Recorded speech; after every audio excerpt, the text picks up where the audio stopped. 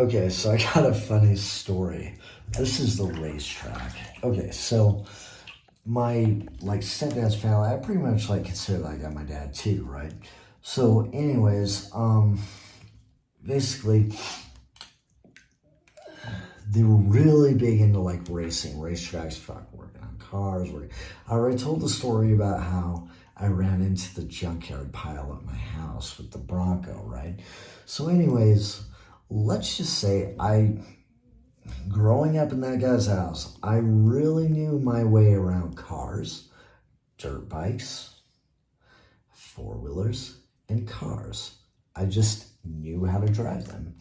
And it's crazy. Like him and all of his uncles and his like dad, they all like I swear to God, all they cared about was just racing cars. Like, what I mean, racing on the track.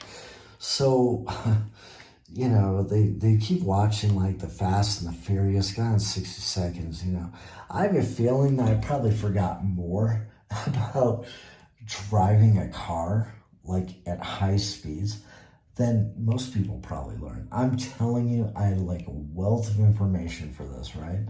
So, well, fast forward, that was like me growing up as a kid, turning wrenches and stuff, right? And then I got my license at 16.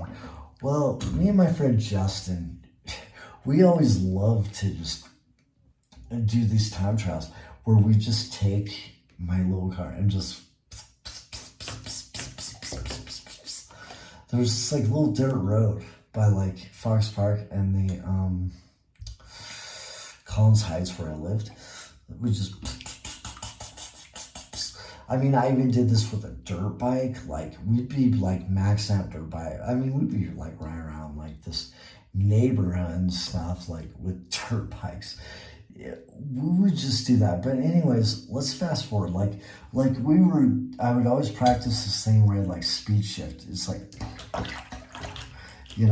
like I saw in some kind of movie, right? Anyways, I'm not going to tell you about exact stories about how maybe I drove a little too fast and made some really good time going from like A to B, but I will tell you about when I did it on a racetrack. My parents only let me do it one time. One time was enough for them.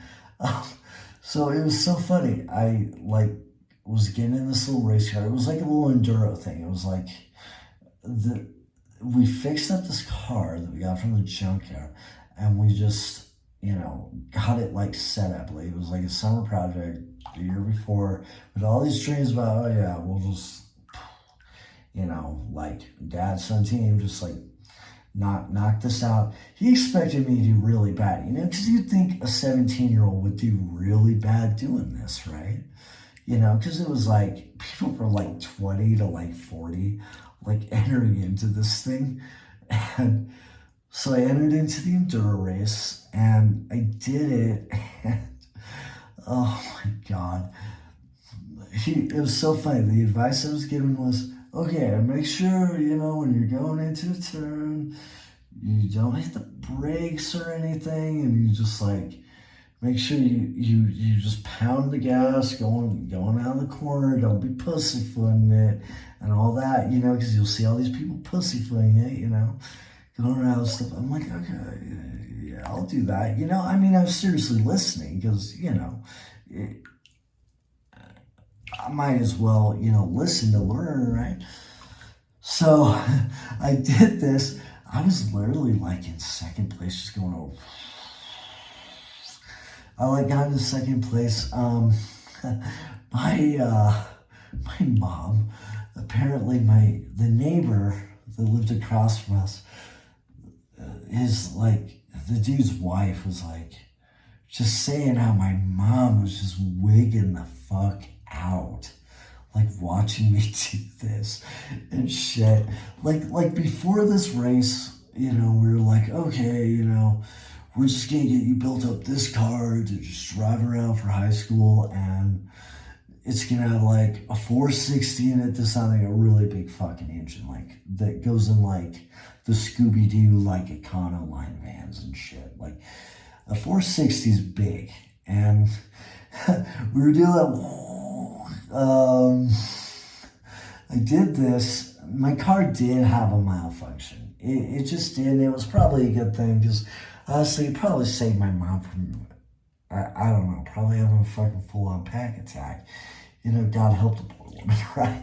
But anyways, from what I heard, she did not like this at all. So I kind of just, you know, my car just did not, it failed mechanically, and I had to like pull in, and I was kind of done, but like I was in second place. My mom was pretty upset. My stepdad, it was so awkward. We were just driving home. He didn't want to talk to me at all. We get back there. I think it was like a week later. We were just back to, you know, turning wrenches and stuff. We were talking about the worst things. He's like, I would never, after seeing what I saw, I'm never putting a 460 in a car for you. Jesus, you'll like kill yourself. And you know, he wasn't wrong. Like, he wasn't even wrong. Like, he's like, I can't even believe you're doing this. He took my, just my high school car around, just driving. This thing had the speedometer. It didn't even stay still. It was just doing this. Like there was a 5 mile an hour variance. He was so pissed off. They were so pissed off that his speedometer in my, it was like a 95 Mercury Tracer, basically a 95 Ford Escort. Just doing this.